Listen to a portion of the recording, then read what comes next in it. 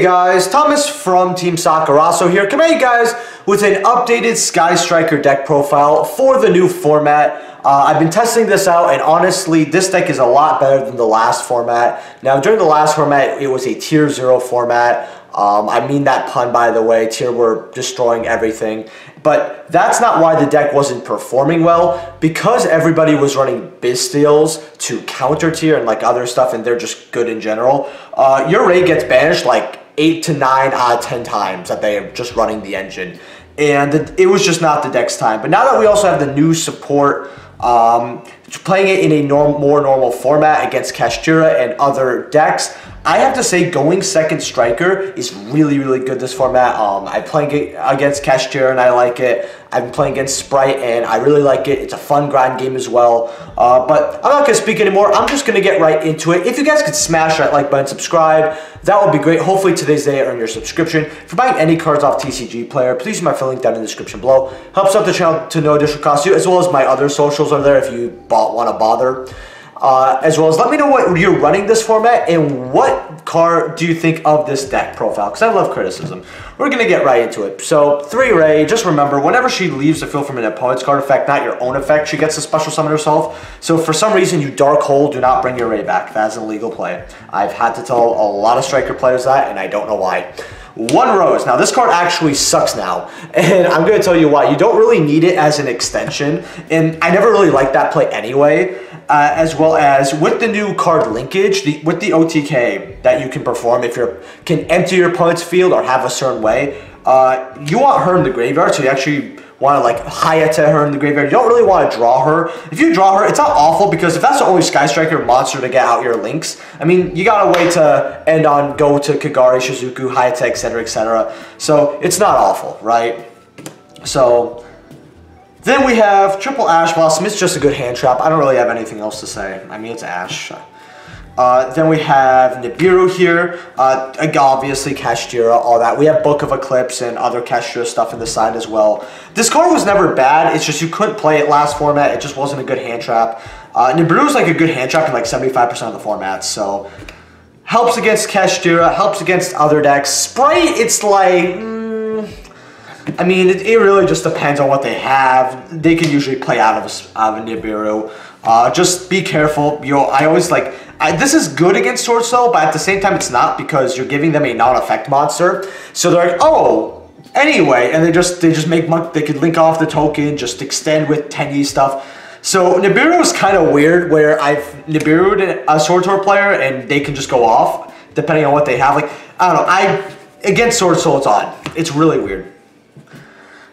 Then I have Pankratops here. Now, going second striker, this is so good, because before you do anything, you could just special this. It's 2600. Beat over something. And usually, if you just special summon this and beat over something, they can't negate it. And depending on what you beat over, you know, that could be an interrupt or a floodgate or whatever. And if they want to do anything, you could just chain quick effect Pankratops, which is really good.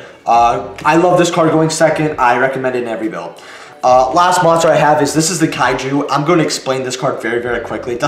Funny enough, I don't use it that often, but you basically, this is a searchable Kaiju, and when it's sent to the graveyard, you get to destroy a card. You have to target one card your opponent controls to destroy it. So if you summon this, let's say they have some type of negate, right? Doesn't matter. You tribute it, special this, and then you afterburners targeting this, and you pop it.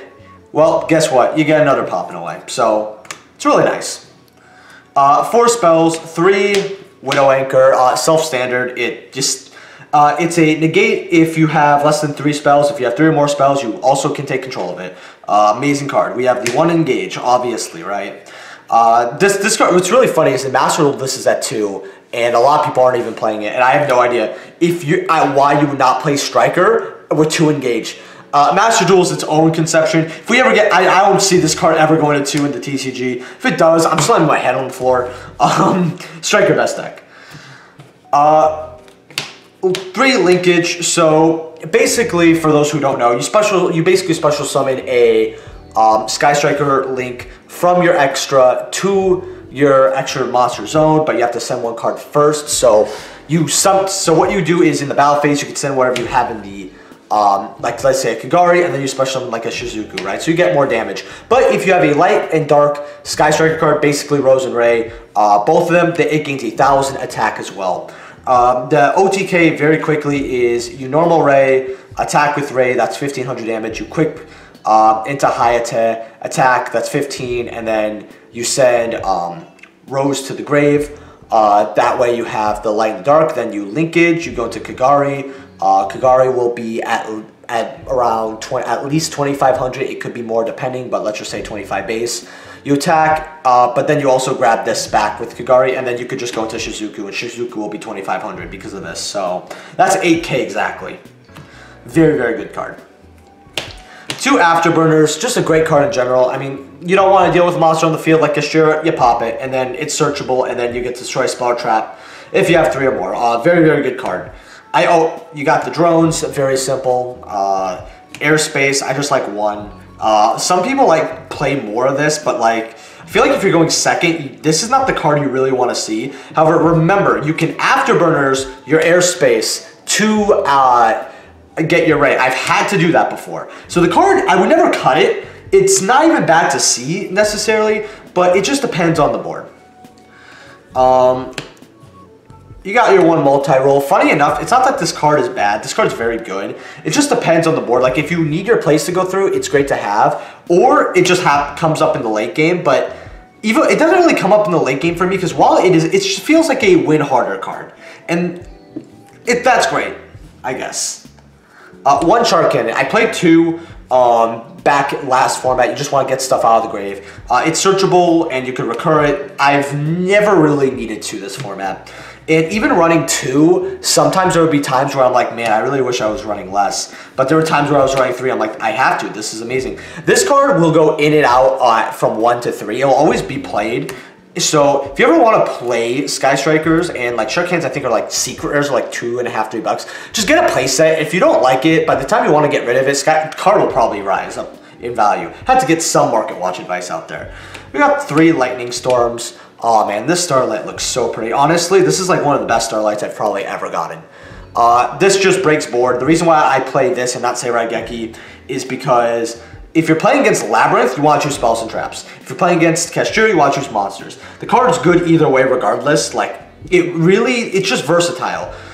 If you really want more win con against Kashtira, or depending on what you're playing against or what the format calls for, you could run the 3 of this and 3 Raigeki, right? And then you're really set. We have 3 talents here. Now, before I say anything, if you have access to triple tactics thrust, run triple tactics thrust, because it's not that a +1 is bad with talents, right? The draw and the versatility that it has. It's just that nowadays in Yu-Gi-Oh, people are activating on draw, standby, battle, end phase. Like people unconsciously play around talents, and so a lot of decks just are like, well, I'm not gonna activate during anything during the main phase.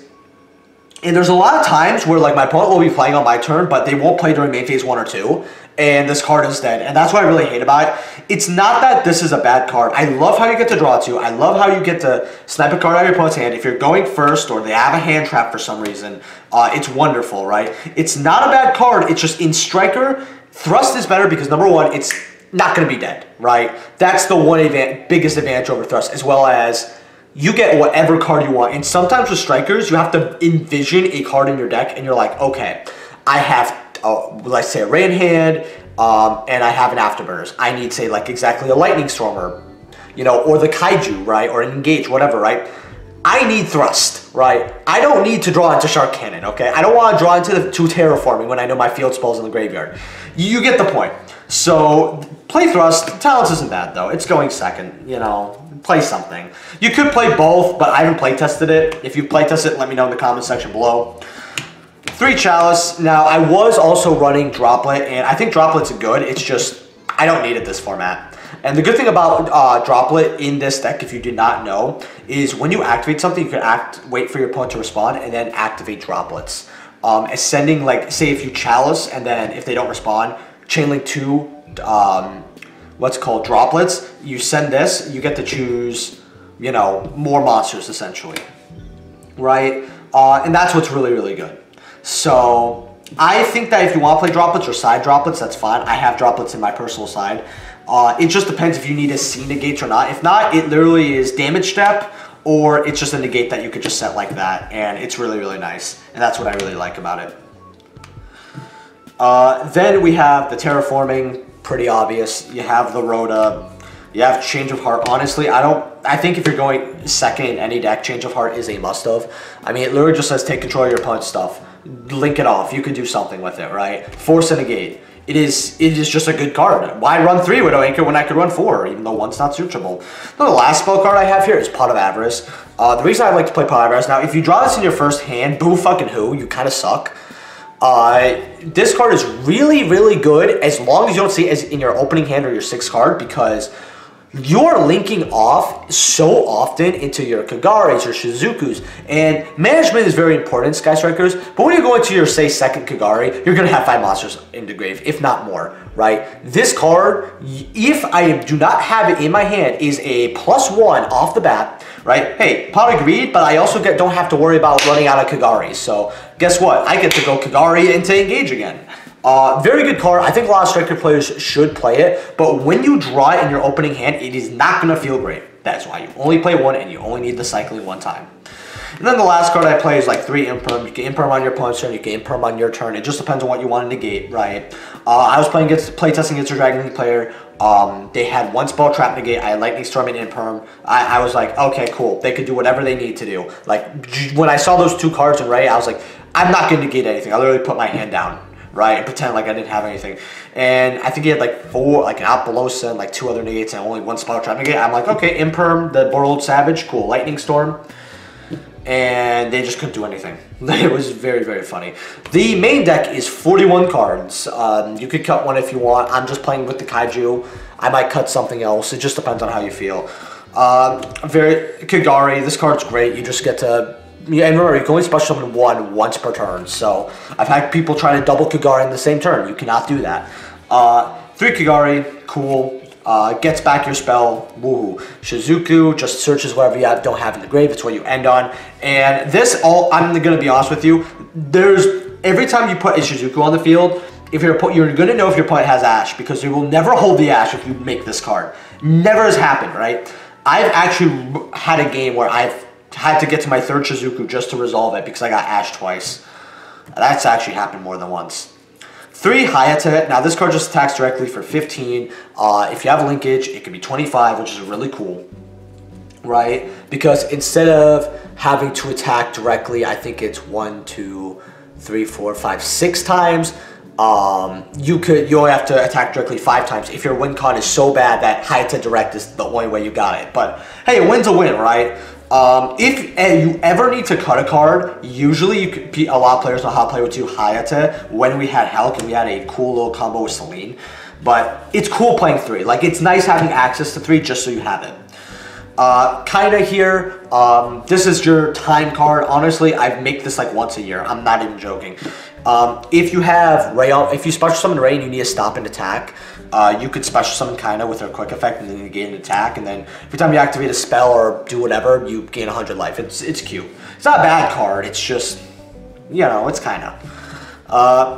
You should play 2 Zeke. Honestly, I like 1 personally, it's comfortable, but I was playing a lineup, but this format, I'm playing 2 Zeke. I play tested 2 Zeke, sometimes you need it, sometimes you don't. It's not a bad card, don't get me wrong. I just feel like this deck has so much removal that you should be able to do okay with 1 Zeke, but you could play 2 Zeke.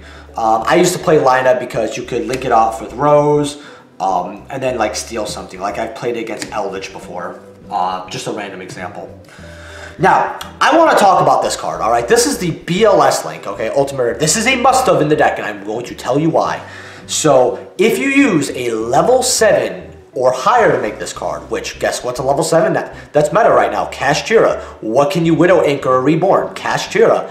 As long as your opponent has a level 7 or higher somewhere, you're going to steal to make this. And your opponent cannot destroy this with card effects or target it. So they're going to have a tough time battling over this. If you could get this at 45, which just try to get to 45, right, before you try to activate all your other stuff, But again, it depends on situation, because when this card destroys a monster by battle, you get to either gain 1500 attack, banish a card your opponent controls, or it can attack twice during the next battle phase, correct? Yep, next battle phase. That's why the second effect is kind of redundant. Very, very good card. This is a very good win con. It's also, again, a Link 3, meaning you only need 3 monsters. So if you're able to, say, put Ray on board with your Link, and that, or like Widow Anchor something first, or Shark Can something while you have a Link, and then you could summon Ray or Reborn Ray somehow, or, you know, there's a lot of ways just to get 3 monsters on board. 4 is a bit of a struggle, but we do still play access code anyway, because, you know, you could just like Shark Cannon like a Link 3 that your opponent has, and then, yeah, boom, that's it, right? Access code's not that difficult to make. It's difficult to make just using your own stuff, depending on board. And then I play One Dark here. The reason why I play One Dark is because you just link it off. You could steal a Cashier card. You could steal a DPE. That's why I started playing it in the first place, actually. I know DP is not relevant anymore, but if you're playing against heroes and, you know, they want to sit on Dark Law, you can say, okay, well, now I'm going to grab Dark Law. You know, have fun playing. So I think Dark is definitely a must-have in the deck. The sideboard, I'm borrowing cards. I had to give them back, but long story short, I play evenly. Book of Eclipse, Duster. I play some other stuff I mentioned to the side as well. You guys know how this format is, so you know what to play. With that being said, guys, leave a like if you guys enjoyed hopefully you guys enjoy these deck profiles. I explain a little more about the deck as well. If you did that, fully remember to smash a like, because deck profiles don't do that great on this channel. I'm gonna say straight up. I think we average like max 40 likes, and that's like over time, 40, 45. So if you could leave a like, that'd be wonderful. Let me know what you guys think of the build. Again, I always love criticism. I don't play in events as much anymore, but when I do, I relatively do okay. So I'll see you guys in the next video. Peace.